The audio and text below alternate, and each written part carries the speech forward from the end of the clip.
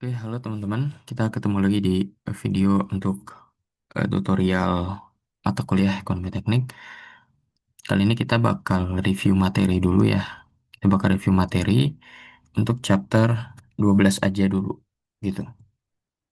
Di di chapter 12 ini membahas tentang pajak penghasilan ya atau income tax for corporations. Jadi setelah kemarin kita bahas tentang hmm, ada depresiasi kan ya, pengurangan nilai aset tiap tahun, kemudian ada juga pajak gitu. Kenapa? Apa kaitannya gitu ya kalau kita bahas antara dua chapter itu? Kalau kita tahu pajak kan berarti harus ada keuntungan dulu gitu ya, harus ada laba di situ. Kalau kemudian aset kita itu punya nilai depresiasi, itu akan jadi pengurang bagi nilai pajak, kayak gitu. Makanya ini dua chapter yang sebenarnya berkaitan, menghubungkan nilai pajak yang harus kita bayar dengan depresiasi aset yang kita punya kayak gitu. Jadi di chapter ini eh, outline-nya beberapa yang akan dibahas. Ini definisi-definisi aja ya. Kemudian ada aset yang dia non depreciated, artinya dia tidak berkurang nilainya. Misalnya tanah ya, tanah itu termasuk aset yang tidak terdepresiasi karena tiap tahun justru naik nilainya. Jadi nanti ada parameter atau metrik yang digunakan capital gain sama capital loss. Kemudian kita juga ngitung cash flow setelah kena pajak ya, after tax cash flow dan after tax rate of return, dan bagaimana mengolahnya menggunakan spreadsheet atau Excel. Ini gambaran aja ya, tentang bagaimana menganggap pajak itu atau pemerintah. Jadi kalau kata buku ini ya, ini kata buku ini, anggap pemerintah sebagai partner in every business activity. Jadi pemerintah juga share in the profit. Dia pengen kita diminta berbagi keuntungan dengan mereka gitu. Tapi juga kalau kita rugi, dia juga menerima kerugian itu. Jadi government share in the profits from every successful venture, pakai income taxes, through income taxes. Dia juga share in the losses of unprofitable venture, itu pakai pajak gitu. Karena kalau kemudian kita ada loss, ada rugi, pemerintah kan berarti pendapatan pajaknya juga turun. Itu bagian darinya. Kemudian, nah ini sebelum lebih jauh tentang pajak, perlu kita tahu dulu dalam bisnis ya atau dalam aset itu ada pengeluaran kan ya. Ada yang pertama capital expenses, yang kedua operating expenses. Orang bilang capex sama opex gitu ya. Kalau capital itu kan dia pengeluaran yang sifatnya aset-aset yang depreciable. Dia biasanya untuk beli atau pengadaan atau investasi ya, fasilitas atau alat-alat yang produktif. Dan ditandai biasanya masa masa pakainya tuh lebih dari setahun. Ya, biasa mesin-mesin ya, itu dipakai kan lebih dari setahun biasanya. Dan dia terdepresiasi biasanya nilainya tuh tiap tahun itu. Juga bisa dia capital expenses itu dari yang non depreciable. Juga bisa. Jadi nggak semua depreciable asset, dia juga bisa non depreciable asset. Contohnya tanah gitu ya. Lahan ya, land, tanah, ada atau aset lain yang nggak dipakai gitu. Nggak dipakai sehingga tidak terdepresiasi nilainya. Atau dia aset yang terdepresi, yaitu aset-aset yang berasal dari natural resources, sumber daya alam ya. Contohnya ya mungkin emas, batu-batuan, batu bara dan sebagainya. Ya, itu kalau di awal termasuk non-depreciable asset, sehingga dia dihitung sebagai capital expenses. Itu keluaran modal awal. Kalau yang operating expenses, dia semua pengeluaran ya yang secara umum dikeluarkan untuk operasional ya. Contohnya bayar pekerja ya, gaji, labor, material, all direct and indirect costs. Jadi semua biaya itu yang, dan ini biasanya biaya-biaya yang keluar kurang dari setahun gitu, setahun atau kurang dari setahun. Sehingga nilainya nggak bicara tentang depresiasi tiap tahun. Kalau tadi capital expenses dia eh, perlu diketahui nilai depresiasinya tiap tahun. Kalau operating expenses dia biasanya masa gunanya emang kurang dari setahun gitu. Kayak bayar gaji kan nggak sampai setahun udah harus dikeluarkan kayak gitu. Nah, apa pentingnya kita bisa mengenal atau harus tahu pembagian ini? Karena dalam menghitung pajak itu capital expenses ini harus didepresiasi dulu. Bagi yang aset depresiasi ya, terdepresiasi bisa didepresiasi. Jadi misalnya kita beli mesin gede di awal 500 juta gitu kan. Itu bukan 500 jutanya dikenakan semua di tahun pertama, kena pajak tahun pertama, tapi harus dibagi sesuai depresiasi. Jadi 500 juta itu misal kalau masa pakainya 5 tahun dibagi 5 tahun, berarti kan tiap tahun kita seperti membayar 100 juta. Nah, itu yang jadi bahan acuan untuk menghitung pajak, bukan 500 juta di awal. Itu pentingnya kita harus bisa mengenal atau mengklasifikasikan ya kategori pembiayaan di awal bisnis itu. Nah, ini untuk menghitung pendapatan kena pajak atau laba kena pajak. Taxable income itu adalah gross income ya tentu ya pendapatan grossnya, revenue pendapatan dikurang semua semua pengeluaran ya kecuali capital expenses tadi. Jadi capex itu nggak boleh dimasukin secara utuh gitu ya ke dalam penghitungan laba kena pajak. Jadi semua pendapatan gitu selain capex tadi. Kemudian dikurangi kembali depresiasinya kayak gitu. Jadi pajak tahun itu dikuranginya bukan sama semua pengeluaran tapi kalau untuk capai dia pakai depresiasinya. Nah, ini contohnya ya. Eh, ini actual cash flow, gross income tiap tahunnya berapa, kemudian purchase of special tool. Jadi di awal dia kan belinya 60 ya. Ada pembelian satu alat 60. Actual cash flow-nya kan kayak gini. Tahun kedua dia nggak beli alat lagi. Tahun ketiga juga nggak. Kalau all other expenditure ini kan pengeluaran operasional ya, tiap tahun sama nilainya. Jadi cash flow of the year yang tahun satu sebenarnya 0, tahun kedua plus 60, tahun ketiga plus 60. Tapi kalau kita ngomongin dalam laba kena pajak itu harus si alat ini yang min 60 ini dibagi rata. Nggak harus dibagi rata sih. Intinya eh, lakukan depresiasi. Artinya kita membagi nilai awal ini ke tiap tahun, beberapa tahun. Jadi kalau min 60 misalnya kita bagi 3 kan jadi min 20, min 20, min 20. Jadi gross income, pengeluaran lain selain depresiasi dan capek ya. Kemudian dihitung depresiasinya. Kalau ini min 60 berarti kan dibagi 3 min 20 semuanya. Sehingga cash flow-nya kalau kita bicara cash flow tak pajak ya, itu 40, 40, 40. Artinya tahun ke satu kita kena pajak, pendapatan kena pajak kita adalah 40, taxable income-nya ya, tahun kedua juga 40, tahun ketiga 40, gitu. Ini beda dengan kalau kita bikin actual cash flow. Tahun ke satu 60, tahun kedua 60, ini beda. Kayak gitu. Kenapa? Karena membedakan di bagian nih, purchasing of special tool. Pembeli alat ini kan harus dilihat masa gunanya dan dihitung depresiasinya. Berikutnya, eh, ini apa ya, tax tax rate gitu ya, apa namanya, persen pajak lah ya. Ini beda-beda tergantung negara ya, tergantung negara, tergantung kebijakan, tergantung pemerintahnya ini. Ini contoh aja sih sebenarnya. Ini mungkin di Amerika ya, karena ini buku dari sana. Kalau pendapatannya kurang dari 50.000 dolar, dia cuma kena 15% pajaknya, kayak gitu. Dan ini seterusnya. Intinya pemerintah ini kebijakan pemerintah ya, karena di awal dibahas pajak ini sebenarnya menganggap pemerintah adalah partner bisnis kita yang berbagi dan berbagi keuntungan dan kerugian. Jadi yang nentuin nilai apa namanya tax tax rate ini dia pemerintahnya. Nah ini average federal corporate income tax rate ini di Amerika ya. Di Amerika itu kan ada pajak federal, ada pajak negara bagian karena dia kan apa perserikatan dia kalau di Amerika ya. Jadi eh, dia harus pajak ke state-nya, ke negara bagiannya, dia juga harus bayar pajak ke federal, ke pusat gitu. Ini contohnya ya bahwa dari taxable income-nya dalam juta ini dia naiknya drastis ya. gitu. Dan kalau dia gede banget ya relatif sekitar 30-35%. Kayak di sini ya kita lihat angkanya.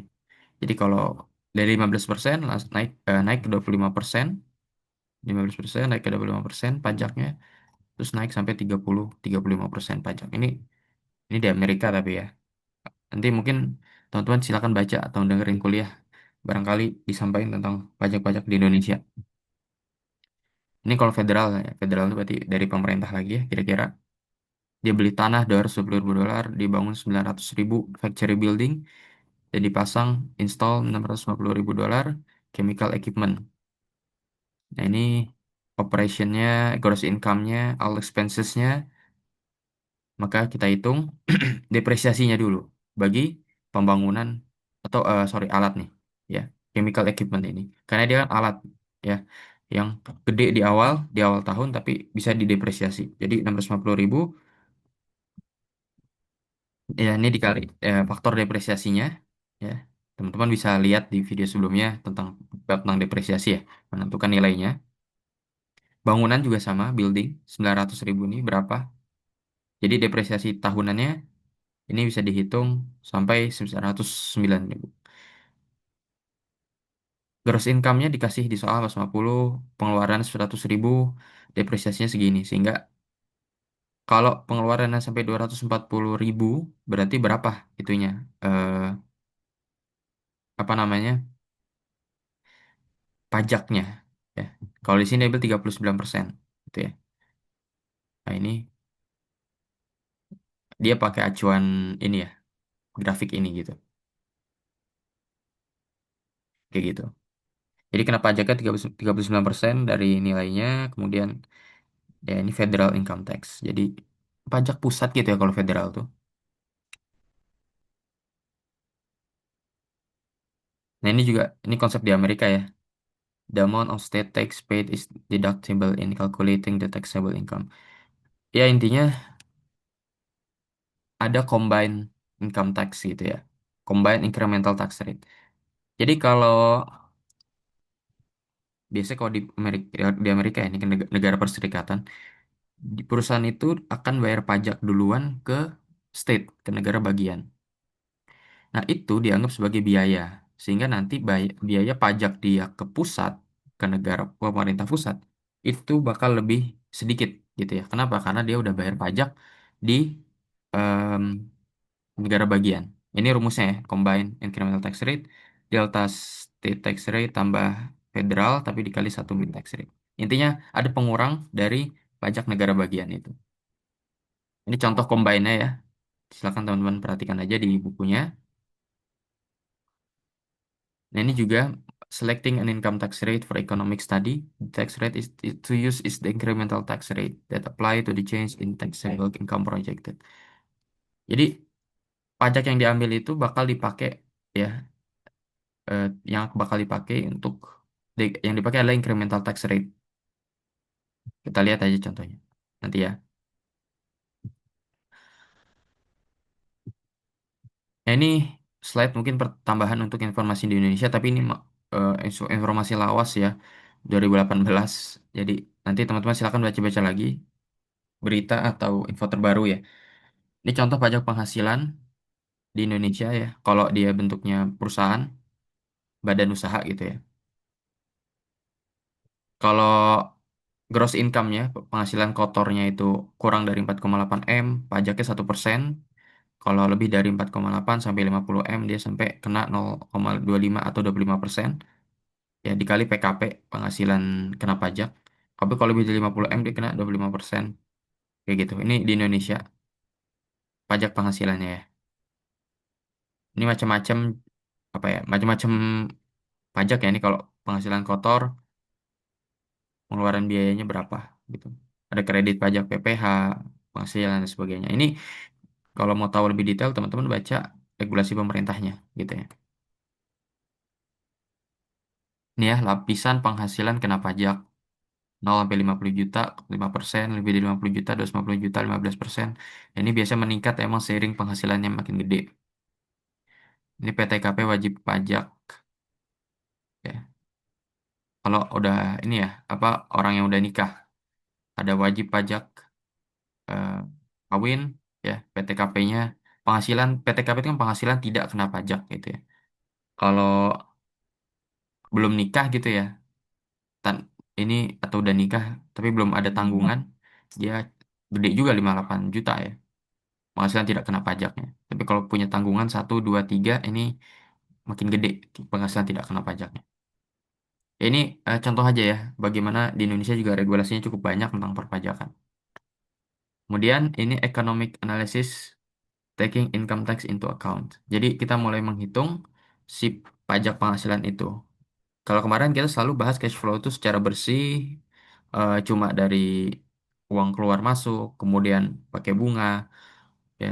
Terus juga terakhir kita masukin depresiasi. Sekarang kita masukin faktor pajak. Pertama kita pasti mengenal ada before tax cash flow ya. Ini harus dibikin dulu. Cash flow sebelum kena pajak, kemudian tahu dulu depresiasi tiap tahun yang berapa. Dari situ kita bisa menghitung taxable income ya, yaitu BTCF ini, before tax cash flow dikurang depresiasi, maka income tax adalah dikali dengan tax rate-nya. Nanti akan dapat nilai akhirnya adalah after tax cash flow. Ini contohnya, kalau kita punya initial cost 15.000, useful life 5 tahun, berarti kita bikin selama 5 tahun, salvage value-nya 450, ya. Sorry, 4.500 ada salvage value. Annual set saving, berarti tiap tahun ada 4.000 dapat. Nah, maka kita lihat before tax cash flow-nya kan secara secara kasar ya yang sering kita kerjain. T0 waktu tahun ke-0 berarti 15.000 minus setiap tahun dapat 4.000 sampai tahun kelima, dan tahun kelima juga ada income 4.500 ya. Ini 5 ini double karena dia salvage value. Nah, maka yang perlu dihitung adalah yang berdasarkan tadi, yang kedua dihitung depresiasinya. Misalnya pakai straight line. Kan ada banyak yang menghitung depresiasi. Ini misalnya aja pakai straight line depresiasi, maka kita hitung tiap tahun 1 sampai tahun ke-5 depresiasinya berapa. Dihitunglah taxable income-nya, berarti before tax cash flow dikurang depresiasi. Nah, ini yang bakal kena pajak gitu. Jadi bukan cash flow mentah kita yang kena pajak, tapi taxable income kita yang kena pajak ini, yang bagian sini, setelah dikurang. Kan ini masih gross ya, gross income. Nah, kemudian kalau diambil, pajaknya diambil 34% misalnya, maka ini yang kena pajaknya segini, kita harus bayar segini. Sehingga after tax cash flow berarti kan eh, ini ya bagian A before tax cash flow dikurang income tax gitu. Nah ini ada bagian bawah kelihatan. Kalau before tax kita punya IRR sampai 16,6%, tapi kalau kena, habis kena pajak turun jadi 11,2%. Namanya kita kena pajak ya. Ini juga contoh ya. Ini juga contoh kalau annual set savingnya berapa maka depresi. Nah kalau ada depresiasi ya, nggak usah dihitung depresiasinya gitu. Mau pakai metode apa silahkan. Terus ini taxable income dan sebagainya. Mungkin teman-teman latihan juga ini bagaimana menghitung depresiasi ini. Data yang lainnya diberikan. Ini Section 179 deduction ya. Ini juga kasus di Amerika sebenarnya. Not all asset held for more than 1 year and used in business are depreciated over time. Jadi nggak semua aset itu bisa didepresiasi tiap tahun gitu ya. Ada eksepsi di bagian dari US tax law yang disebut dengan Section 179, 179 deduction. Artinya eh, untuk mendorong capital investment by small businesses. Jadi untuk usaha-usaha yang kecil, dia allow businesses to immediately deduct expense up to 500.000 dolar. Dia langsung dikenain pajak di awal. Berarti kan kita bahas ya kalau dari awal sebaiknya aset itu didepresiasi dulu. Itu depresiasi, kemudian dihitung kena pajaknya berapa dan after tax cash flow. Tapi kalau after tax cash flow-nya berapa? Tapi kalau dia bisnis kecil itu didorong sama pemerintah Amerika, mangga boleh kalau mau bayar gede di awal. Jadi eh, expense-nya kan sampai 500.000. Berarti kan nanti gross income dikurang semua expense termasuk ini capital expenses capek yang harusnya nggak boleh masuk gitu. Sehingga karena pengurangnya besar, maka pajak dia di tahun pertama jadi sedikit gitu. Itu boleh untuk small business ya. Ini ada aturannya ya, above 2 million in purchases, business must reduce this limit dollar for dollar to a maximum. Nah, gitu. Ini ada aturannya. Nama law-nya ini Section 179 deduction. Ada juga aturan investment tax credit. Ini ada another tax policy ya dipakai untuk US to promote capital investment. Ya, tentu untuk promosi investasi ya, yaitu dengan kredit. Ya, gampangnya dapat cashback lah ya. Business are able to deduct a percentage of the purchase price of equipment as a tax credit. Dia ambil persentase sebagai tax credit nanti, gitu. Ini cuma teman-teman silakan baca aja ya. Nah, ini paling yang berikutnya adalah menentukan after tax IRR. Ya, kalau dia non depreciable bisa kita hitung after tax rate of return berarti satu kurang tax rate kali before tax rate of return. Ini rumusnya. This relationship may be helpful for selecting a trial after tax when the before tax rate is known. Kalau kita tahu ya nilai cash flow sebelum kena pajaknya berapa, kita bisa hitung rate of return setelah kena pajaknya berapa. Gitu. Tapi ini masih adalah rough approximation, jadi kasar, masih kasar. Nah, yang susah adalah menghitung ini after tax MARR, minimum attractive rate of return. Jadi kalau IRR suatu proyek bisa diestimasi ya dengan pakai incremental tax rate tadi, gitu. Tapi kalau MARR ini tidak bisa diestimasi dengan cara sederhana itu. Kenapa? Karena semua perusahaan itu di pembiayaannya ya, itu banyak. Dia campuran dari utang, equity juga, kepemilikan ya, dan interest payment ya, pajak apa bunganya pada hutang dan sebagainya. Ada dividen juga kalau dia apa namanya ada investornya kan ya. Jadi em, nggak sesederhana itu kalau kita mau ngitung MARR. Makanya di awal kita belajar tentang apa NPV ya sebagainya tentang bunga MARR ini dia yang nentuin orang finance internal perusahaannya kayak gitu. Karena dia harus mengcombine banyak sekali aspek. Artinya kalau kita nanti bisa punya nilai cash flow segala macam kan biasanya kita bisa hitung nilai bunga kan. Pakai Excel kan sama dengan rate apa gitu. Nah, itu sebenarnya tidak segampang itu. Gitu. Karena ada pajak ini masuk. Karena setiap utang itu ada bunganya, setiap dividen itu gimana, uang investor gimana gitu. Ya. Nah, kemudian untuk aset-aset yang non depreciated, dia kita kenal ada dua metrik ya, ada capital gain sama capital loss. Kalau selling price-nya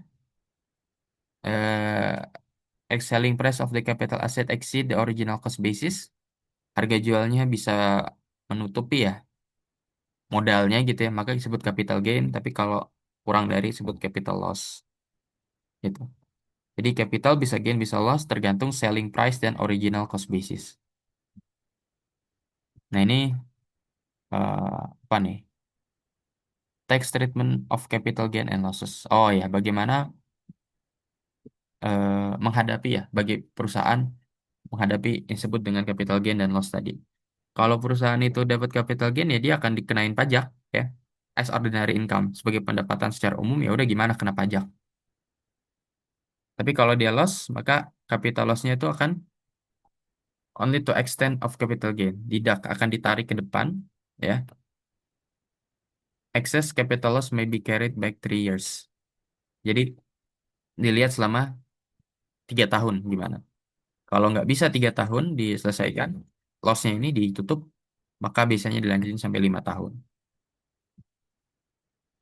Ini contoh ya after tax rate of return ya. Bagaimana menghitungnya?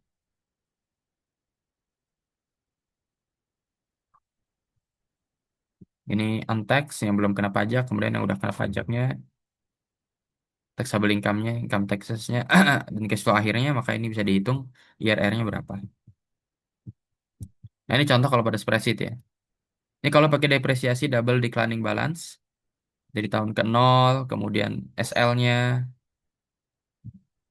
ini depresiasinya ya, berapa, maka dibikin BTCF-nya, depresiasi tiap tahunnya udah dihitung semuanya. Ini kalau pakai apa nih? SL kayaknya. Maka taxable income-nya berapa, tax-nya berapa, mesti tiga. Nah, ini bisa dihitung finalnya berapa. Maka IRR bisa dihitung juga. Ini another example. Sekali lagi dihitung BTCF-nya, depresiasinya, book value-nya, ya, loss tax, segala macam. Nanti kita akan lihat juga di video tentang latihan soalnya ya, untuk lihat contoh soal perhitungan pajaknya sederhana. Tapi intinya cuma kayak gini kok. Cuma menentukan berapa after tax cash flow-nya dari serangkaian cash flow yang asal kita punya. Yang penting adalah kita punya ada menghitung depresiasi dulu, kemudian taxable income, baru dapat taxnya berapa. Kayak gitu. Mungkin itu dulu untuk video tutorial kali ini ya. Semoga bermanfaat. Tetap semangat teman-teman semua.